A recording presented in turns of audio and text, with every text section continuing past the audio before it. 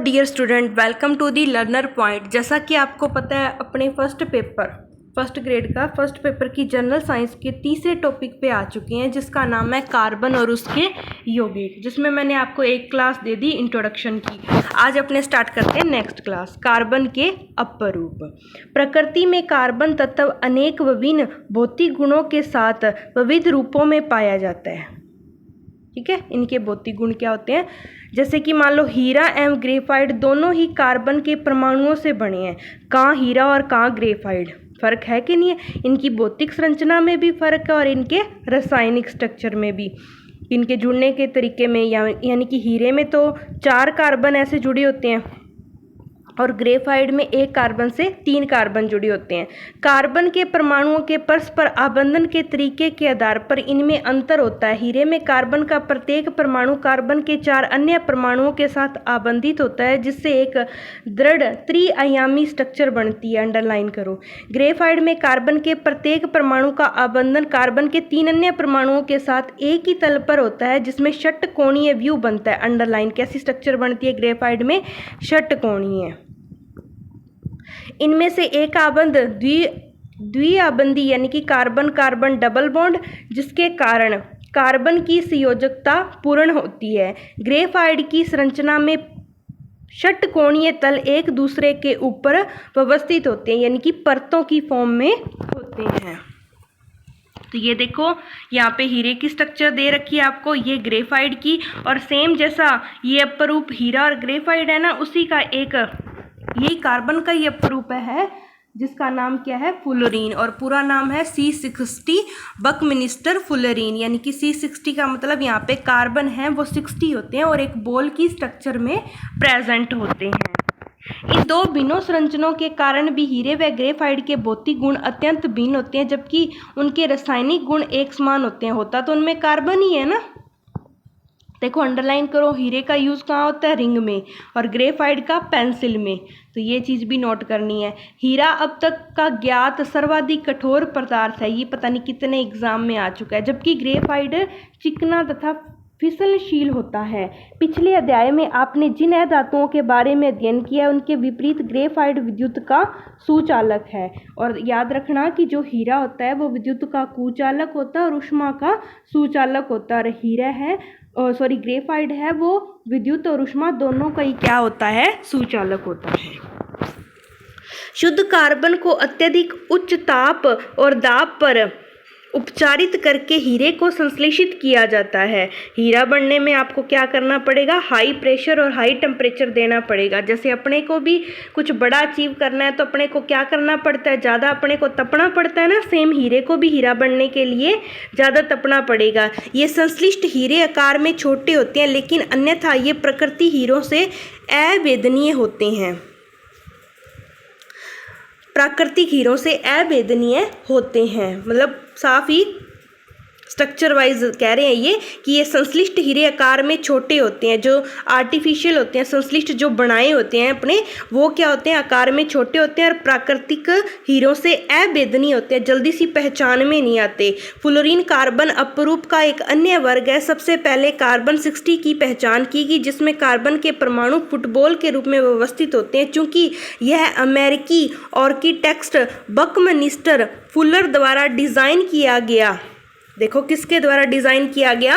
याद रखना, अमेरिकी आर्किटेक्ट बकमिंस्टर फुलर द्वारा डिज़ाइन किया गया। जियोडेसिक गुंबद के समान लगता है। अंडरलाइन, इसलिए इस अणु को क्या बोलते हैं? फ्लोरीन। तो ये चीज़ याद करनी है। कार्बन की सर्वतोमुखी प्रकृति। विभिन्न तत्वों में एवं यौगिकों में हमने इलेक्ट्रॉनों की साझेदारी द्वारा सहसंयोजी आबंध का निर्माण देखा। हमने सरल कार्बन यौगिक मेथेन की संरचना भी देखी। अध्याय के आरंभ में हमने देखा कि कितनी वस्तुओं में कार्बन पाया जाता है। वस्तुतः हम सभी भी कार्बन के यौगिक के बने होते हैं। अंडरलाइन कर लो, अपने किसके बने? कार्बन यौगिकों के। हाल ही में रसायन शास्त्रियों द्वारा सूत्र सहित ज्ञात कार्बन यौगिकों की गणना की गई है, जो लगभग कई मिलियन आंकी गई। अन्य सभी तत्वों के यौगिकों को एक साथ रखने पर भी इनकी संख्या उन सबसे कहीं अधिक है। सबसे ज़्यादा है कार्बन यौगिक इस अर्थ पे। ऐसा क्यों है कि ये गुणधर्म केवल कार्बन में ही होता है, किसी और तत्व में नहीं? तो सहसंयोजी बंध की प्रकृति के कारण कार्बन में बड़ी संख्या में यौगिक बनाने की क्षमता होती है। इनमें श्रृंखलन का गुण होता है, सीधी सीधी बात है। श्रृंखलन तब बनेगा जब कौन सा बंध बनेगा?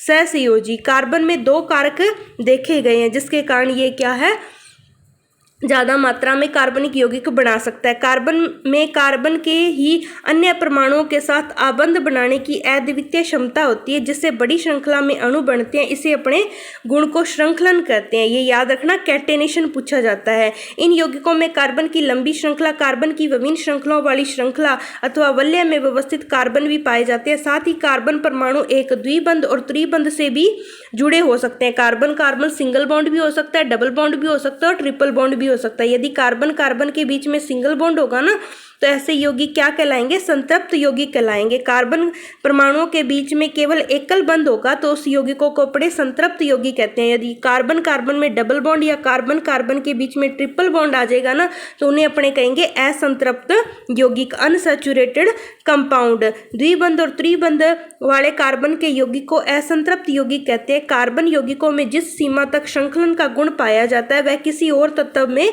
नहीं होता। सिलिकॉन हाइड्रोजन के साथ यौगिक बनाता है, अंडरलाइन कर लो, जिसमें 7 या 8 परमाणुओं तक की श्रृंखला हो सकती है। देखो, लेकिन यह यौगिक अति अभिक्रियाशील होते हैं। कार्बन कार्बन आबंध अत्यधिक प्रबल होते हैं। देखो, ये ज़्यादा प्रबल होते हैं, वो तो ज़्यादा क्रियाशील है, मिनट में टूट जाएंगे, किसी और के पास चले जाएंगे। अतः यह स्थायी होते हैं। फलस्वरूप अनेक कार्बन परमाणुओं के साथ आपस में जुड़े हुए अनेक यौगिक प्राप्त होते हैं। चूंकि कार्बन की संयोजकता 4 होती है और इनमें कार्बन के 4 अन्य परमाणु और कुछ अन्य एक सहसंयोजक तत्वों के परमाणुओं के साथ आबंधन की क्षमता होती है। अब ये किस किस के साथ जुड़ सकते हैं? जैसे लाइक मान लो ऑक्सीजन के साथ, किसके साथ जुड़ सकते हैं भाई? Oxygen, hydrogen, nitrogen, sulphur, chlorine तथा अनेक अन्य तत्वों के साथ कार्बन के यौगिक बनाते हैं। फलस्वरूप ऐसे विशेष गुण वाले यौगिक बनते हैं जो अणु में कार्बन के अतिरिक्त उपस्थित तत्व पर निर्भर करते हैं। यानी कि कार्बन है वो अन्य तत्वों के साथ भी सहयोग करके अणु का निर्माण करता है। अधिकतर अन्य तत्वों के साथ कार्बन द्वारा बनाए गए आबंध अत्यंत प्रबल होते हैं, अंडरलाइन कर लो, जिसके फलस्वरूप ये यौगिक अतिशय रूप में स्थायी होते हैं। कार्बन द्वारा प्रबल आबंधों के निर्माण का एक कारण है इसका आकार छोटा, अंडरलाइन करो, अंडरलाइन प्लीज, कोई पूछ ले, आकार छोटा है भाई इसका। इसके कारण इलेक्ट्रॉन के सहभागी युग्मकों को नाभिक मजबूती से पकड़े रखता है। बड़े परमाणु वाले तत्वों से बने आबंध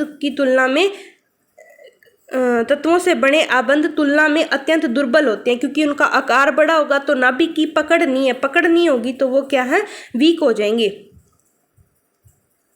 कार्बनिक यौगिक, कार्बन में पाए जाने वाले 2 विशिष्ट लक्षण चतुसंयोजकता, 4 बंध और श्रृंखलन से बड़ी संख्या में यौगिकों का निर्माण होता है। कोई पूछ ले ऑप्शन में तो 2 रीजन बताने हैं। अनेक यौगिकों के इनऑर्गेनिक परमाणु तथा परमाणुओं के समूह विभिन्न कार्बन श्रृंखला से जुड़े होते हैं। मूल रूप से इन यौगिकों को प्राकृतिक पदार्थों से प्राप्त किया जाता है तथा यह समझा गया कि ये कार्बन यौगिक और कार्बनिक यौगिक केवल जीवों से ही निर्मित होते हैं। इसके लिए एक सिद्धांत आया था, विटलफोर्स थ्योरी।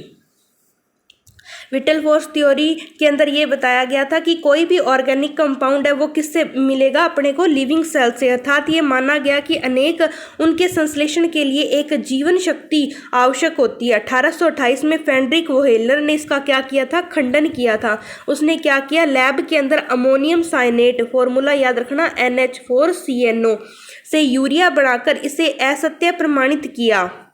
लेकिन कार्बाइड, कार्बोनेट और बाइकार्बोनेट लवणों के अतिरिक्त सभी कार्बन यौगिकों का अध्ययन अभी भी कार्बनिक रसायन के अंतर्गत होता है। तो ये देख लो, उन्होंने क्या बनाया था, वहेलर ने फर्स्ट जो ऑर्गेनिक मटेरियल बनाया लैब के अंदर, उसका नाम था यूरिया। ये पूछा जाता है। तो उसने क्या है, जो विटलफोर्स थ्योरी है उसको क्या कर दिया, गलत साबित कर दिया।